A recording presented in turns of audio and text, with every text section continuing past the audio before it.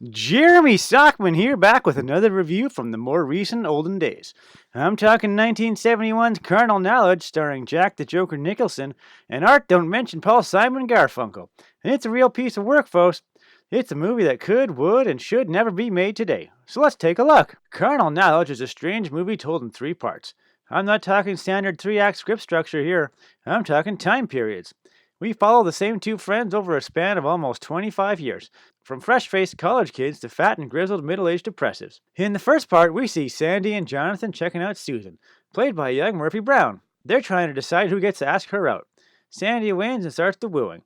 But you see, Jonathan wants a piece of that action too, and he starts to date her on the sly. It's a bit of a competition, and when Sandy gets a handy in the bushes, Jonathan one-ups him by scoring the big bedroom touchdown. But uh-oh, this secret threesome just isn't going to work, and Jonathan drops the big breakup card, so Sandy and Susan get married.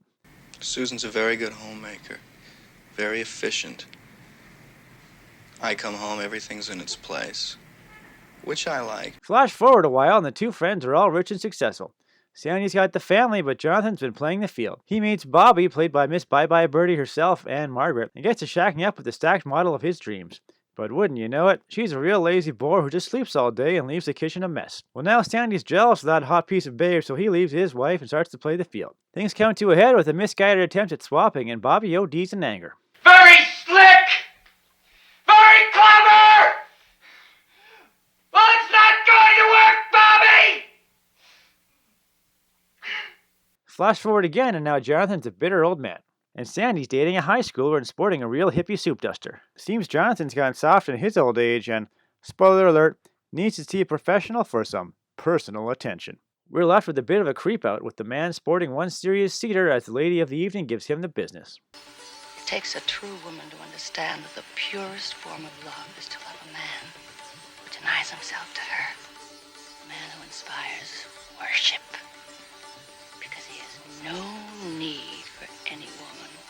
Now this all sounds like a movie with a lot to say about love and relationships. Maybe it did in 1971, but there's one big problem here that renders this whole story a moot point. This is a film made before modern technology, but it's not like a horror movie where a simple common cell phone would solve all the problems the characters face. Jonathan doesn't need to call the cops to stop the big bad killer.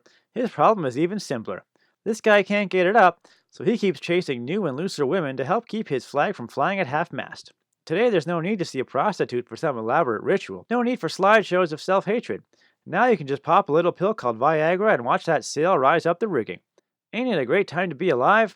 Your little mind operates like an IBM, like a pinball machine. Jonathan wouldn't have to ream out the mega babe Bobby for being a bore. Sandy wouldn't have to break up his family for some ditzy high schooler. Today these guys could just grab a bottle of the Big V and go to town with full confidence in their staying power. If they couldn't be happy, then at least their wives sure would be.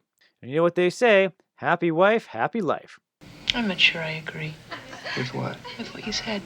No, I don't either. You don't agree with what you said? So Carnal Knowledge is a lot like watching a time capsule of people before the wonders of the modern age. A curiosity, but not worth worrying over or looking too long at. It's a movie that just can't deliver the goods anymore, and there's no magic pill to cure that soft spot. I'm Jeremy Stockman, and, no pun intended, but despite the appearance of Uber Babe and Margaret in the buff, I'm giving Mike Nichols' forgotten limp little tail Carnal Knowledge a hard pass. So let's just agree to disagree, okay? Don't make me mad, okay? Pretty little thing, let me light your count, cause mama, I'm sure hard to hell now, yes around.